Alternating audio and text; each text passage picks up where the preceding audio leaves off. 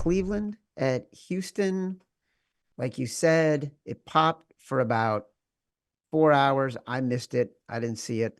Uh, all the home and away splits we went through, but it's worth reminding people this Browns defense in, just great at home, historically bad on the road. Average rushing yards gained against this Browns defense on the road 2 yards higher. They gave up twice as many touchdown passes in one fewer game, nearly 3 yards more per pass attempt in one fewer game on the road. So 9 games at home, 8 games on the road. They gave up 112 more points, 30 points per game. CJ, lights out at home.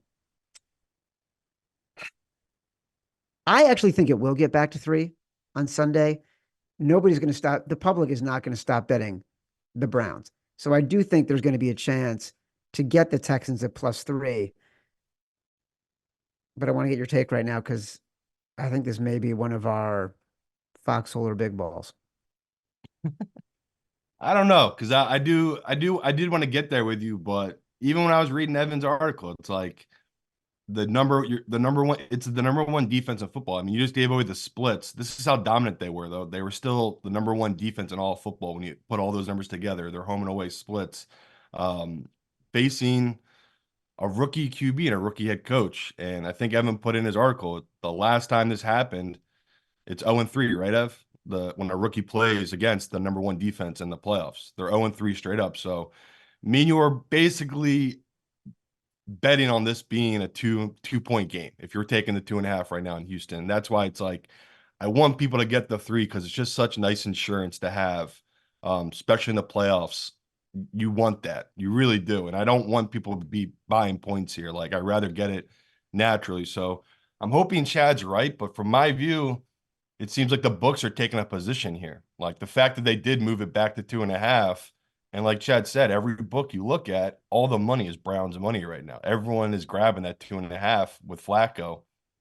So, I mean, if Chad wants to make one of our bets, I'll support it. But it's like, I want people to get the 3. And that's the goal here. Like, I got the 3. I waited for it. It popped. I hope Chad's right and it pops again. But the fear here is they're taking a position. Like the books, they always there's certain games in the playoffs they'll take a position on. They're going to be our moneymaker for them. And this seems like one of them because they're looking at what Chad's looking at, which is CJ is better at home. He's better as a dog.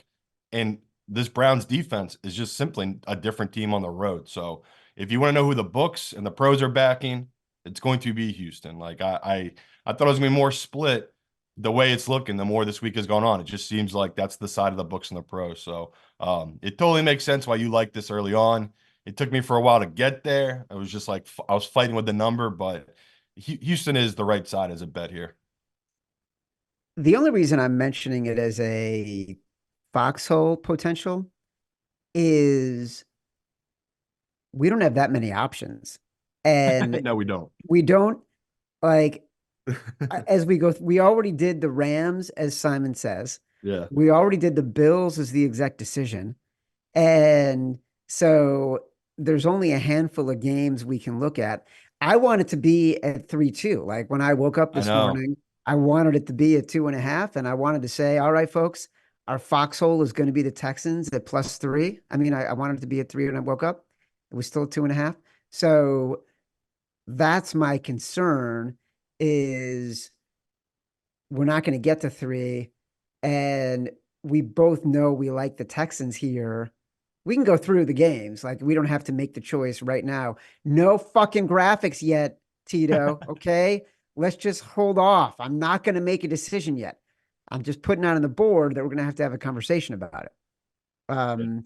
Because, we like it here. Here's a cool stat from Evan. CJ Stroud and D'Amico Ryans took the Texans to the playoff as a rookie QB and head coach combo since the NFL merger. That's happened 4 other times.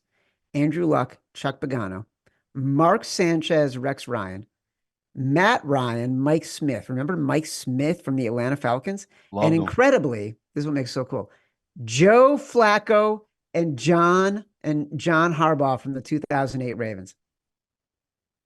Isn't that cool? Yeah, it's crazy that like I don't know. Just thinking that Harbaugh has been in the league 16 years now. He's the longest 10-year, or is it Tomlin? It's one of the two. Tomlin. Um, Tomlin's 1 year longer, I think. yeah, so Tomlin 17. It's just like, damn, when you look how long that is, it's like that is crazy. They've been in the NFL that long at this point. Amazing. Totally amazing. So look, we both like the Texans. We're going to have to wait again. I wish it was at +3 so we can make the Foxhole. But according to the rules imposed by dictator Matt Mitchell, we have to go with the number that's currently available. So it's Fair. making us hesitant right now.